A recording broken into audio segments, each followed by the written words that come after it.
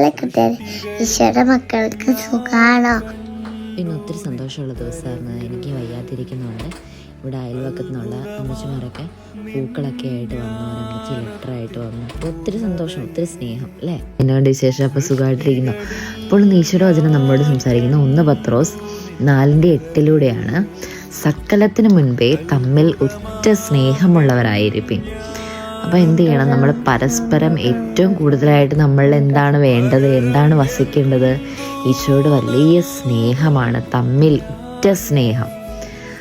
എന്താണ്? ചതിയില്ലാത്ത, വഞ്ചനയില്ലാത്ത, കളങ്കമില്ലാത്ത ഉറ്റ സ്നേഹമുള്ളവരായി നമ്മൾ എന്ത് ചെയ്യണം? തമ്മിൽ പരസ്പരം വസിക്കണമെന്നാണ് ഈശോ പറയുന്നത്. അപ്പം സ്നേഹം എല്ലാത്തിനും ഒരു സ്നേഹം എല്ലാത്തിനും ഒരു അടിസ്ഥാനമാണ് അല്ലേ? നമ്മളൊരു ബന്ധം തുടങ്ങുന്നതിൽ അടക്കം, അല്ലെങ്കിൽ ഇതൊരു വസ്തുവിനോടായിക്കോട്ടെ, ഒരു സ്ഥാപനത്തോടായിക്കോട്ടെ, ഒരു മനുഷ്യരോടായിക്കോട്ടെ, സ്നേഹം എല്ലാത്തിൻ്റെ ഒരു അടിസ്ഥാനമാണ്, ഒരു ബേസാണ് അല്ലേ?